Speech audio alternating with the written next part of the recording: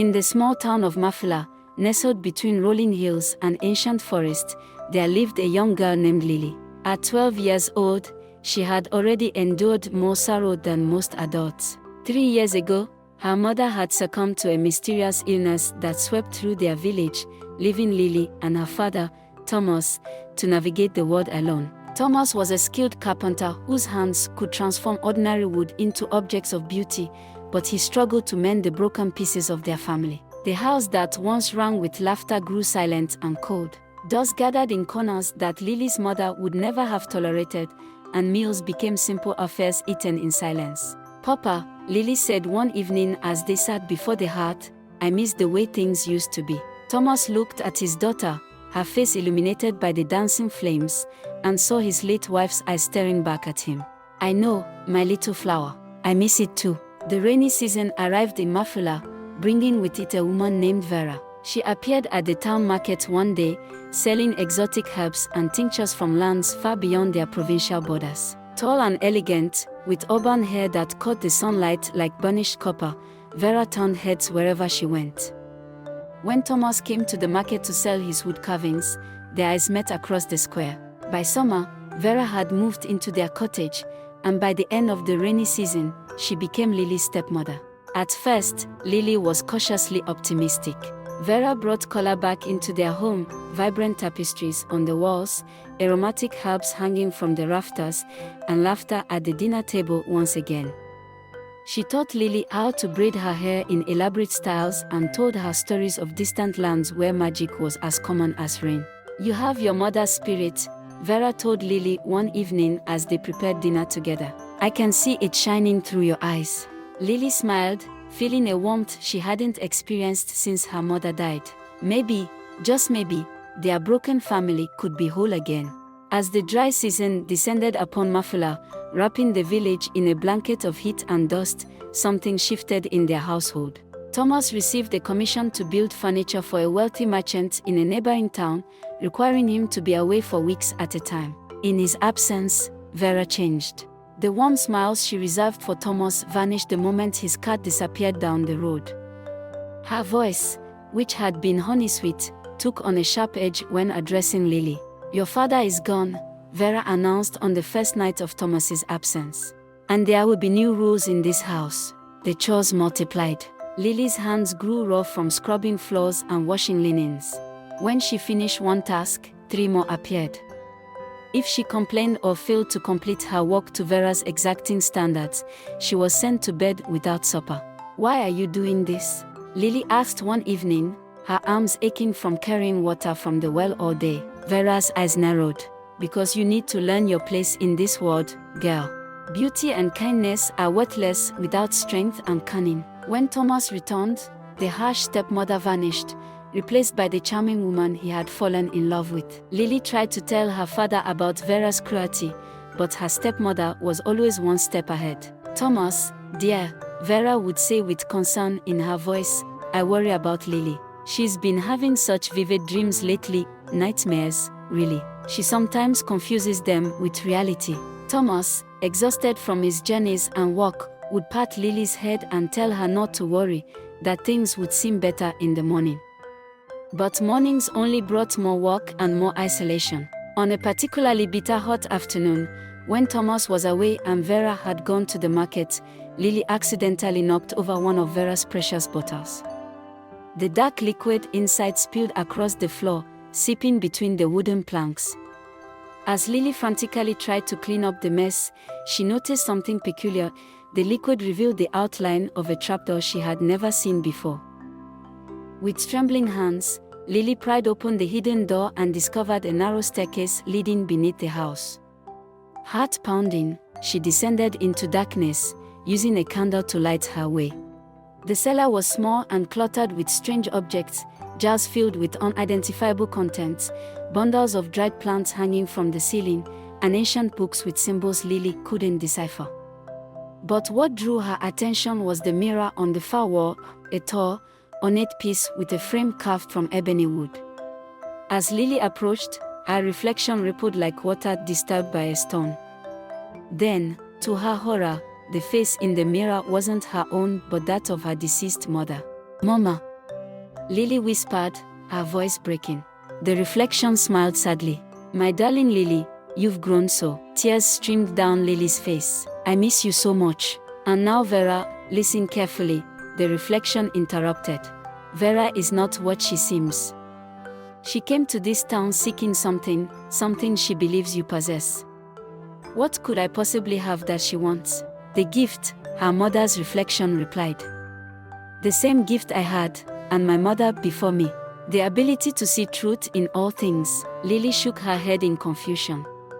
I don't understand. Haven't you noticed how you can tell when someone is lying? How animals trust you without question?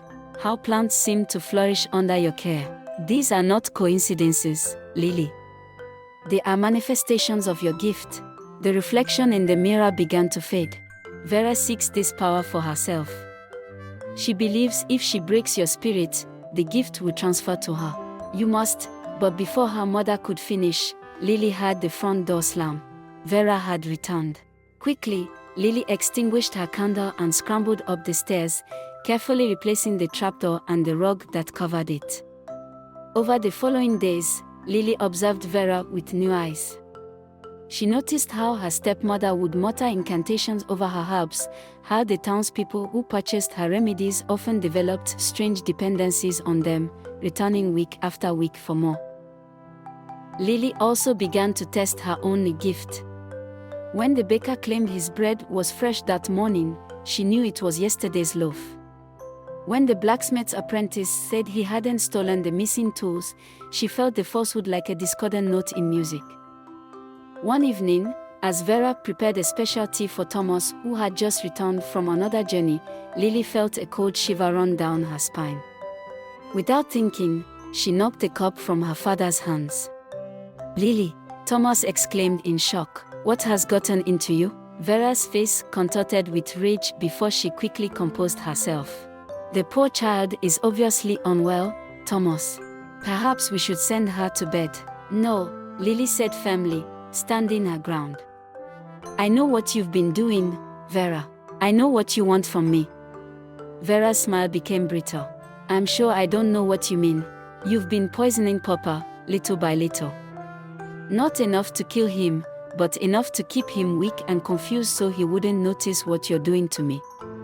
Thomas looked between his daughter and his wife, confusion evident on his pale face. What is she talking about, Vera? Nonsense, Vera snapped. The girl is clearly disturbed. I found your hidden room, Lily continued. I saw my mother in the mirror, and she told me everything. At the mention of the mirror, Vera's facade cracked.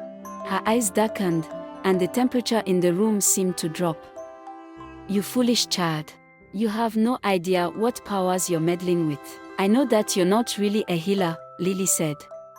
You're a witch who feeds on the misery of others, and you came here because somehow you knew about my gift. Vera laughed, a cold sound that made the hairs on Lily's arms stand on end. Your mother should have taught you more before she died. The mirror doesn't show the truth, it shows what I want people to see. And you, my dear stepdaughter, have just fallen into my trap. With a wave of her hand, Vera extinguished all the candles in the room, plunging the cottage into darkness. Thomas cried out in alarm, but his voice sounded distant, as if he were far away. Lily felt the floor beneath her feet shift, and suddenly she was standing in the hidden cellar. Vera materialized before her, her features harsh in the eerie blue light emanating from the mirror. For 3 years, I've searched for a child with the gift, Vera said, circling Lily like a predator.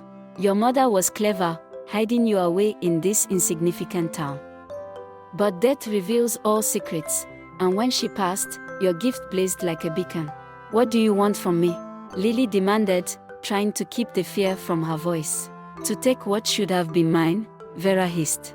The women in your family have hoarded the gift for generations, using it for such trivial purposes, helping neighbors, healing the sick, growing better crops. Such a waste. Vera gestured toward the mirror, and its surface rippled, showing Lily visions of enormous wealth, crowds of people bowing in fear, kingdoms falling at Vera's command, or with Lily's gift at her disposal. All I need is your willing surrender, Vera said, her voice suddenly gentle. "Give me your gift, and I'll restore your father's health. I'll even bring your mother back from the realm of shadows." "The mirror can do that, you know."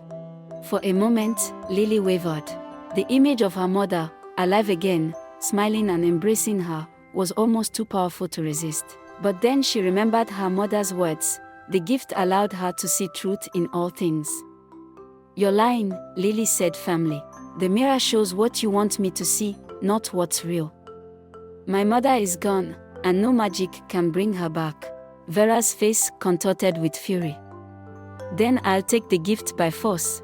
She lunged forward, fingers curved like claws reaching for Lily's face. But Lily stood her ground, summoning every ounce of her gift to see beyond Vera's illusions. As Vera's hands touched Lily's cheeks, something extraordinary happened. Instead of feeling pain or losing her gift, Lily felt a surge of clarity. She saw Vera not as the powerful witch she claimed to be, but as a desperate woman who had spent her life chasing power that wasn't rightfully hers. "I see you," Lily whispered. "I see the truth of who you are," Vera screamed as her own reflection appeared in the mirror, not the beautiful, commanding presence she imagined herself to be, but a hollow, bitter woman consumed by envy and greed. "No," Vera cried, reaching toward the mirror as if to shatter the offending image. But as her fingers touched the glass, the mirror pulled her in, her body stretching and distorting until, with a sound like breaking ice, she vanished entirely. The mirror's surface went still, showing only an ordinary reflection of the cellar. Spring returned to Willow Creek. Thomas, freed from Vera's subtle poisons, regained his strength and clarity. Together, he and Lily decided that the mirror was too dangerous to keep. They buried it deep in the forest, in a place known only to them. As they walked home from their solemn task, Thomas asked, "Do you really have this gift your mother had, the ability to see truth?" Lily considered the question. "I think everyone has a version of it, Papa. Mine might be stronger than most, but anyone can see the truth if they look closely enough." Thomas smiled and squeezed his daughter's hand. "Your mother would be proud of you, Lily.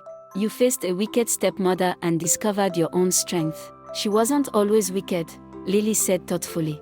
"That's the strangest part. In the beginning, I think she really did care for us." "Perhaps that was a tragedy," Thomas replied. "She glimpsed what a real family could be, but chose power instead." As they reached their cottage, now free from Vera's influence, Lily felt a weight lift from her shoulders. The story of the wicked stepmother had ended, but her own story, the story of a girl discovering the power of truth, was just beginning. In the years that followed, Lily used her gift to help her community, just as her mother had before her. She learned that seeing the truth was both a blessing and a burden, but one she was prepared to bear.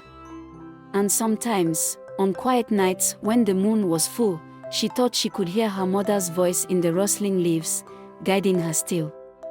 In Mafula, people eventually forgot the strange woman who had briefly lived among them.